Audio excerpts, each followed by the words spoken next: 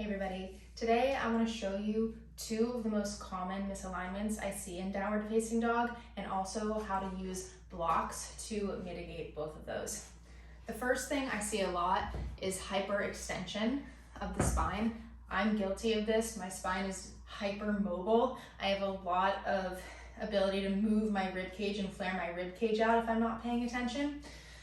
So you can see that when I get into a dog pose here, my shoulders really go too deep, which gives me this bump in my upper back. And I'm not in the pose very buoyantly, I'm really sinking into it. So for people who hyperextend their spine, a nice intervention would be two blocks to provide a boundary for the forearms. I put the blocks right near the front of my mat, step my hands in front of them, come into a plank pose. But this time when I come up and back to downward facing dog, my arms have a boundary. I can't really sink in the ways that my body would habitually tend to do. I can, however, find the balls of my feet, lift my heels, bend my knees, send my buttock bones up and back, find more structure in my shoulders as a result because these blocks are reminding me of my habit as well. So I can start to refine the pose, being very mindful of not hyperextending the spine because of this beautiful boundary I've been able to make for myself.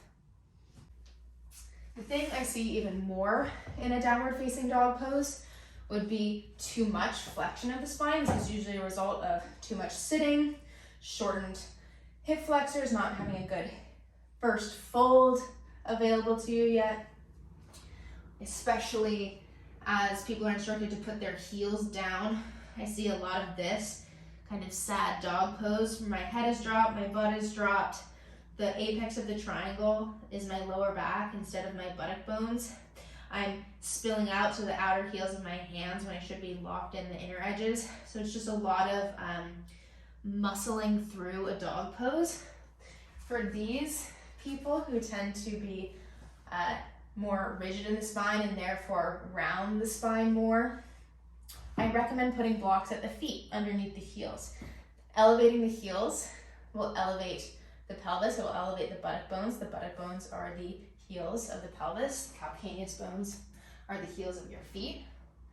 So here in this dog pose, I can set my heels up in a little yoga stiletto, still finding the index finger mounds, wrapping my armpits toward my heart, but now I can really bend my knees and lift my hips, feel the belly on my thighs, and I'm really able to lift my buttock bones as the apex of the triangle, get out of my shoulders, and start to feel the buoyancy that comes from being in the legs. So those are two nifty tricks you can do with blocks, either to prevent hyperextension of the spine or too much flexion in the spine in a downward facing dog. Give them a try and let me know how it goes in the comments.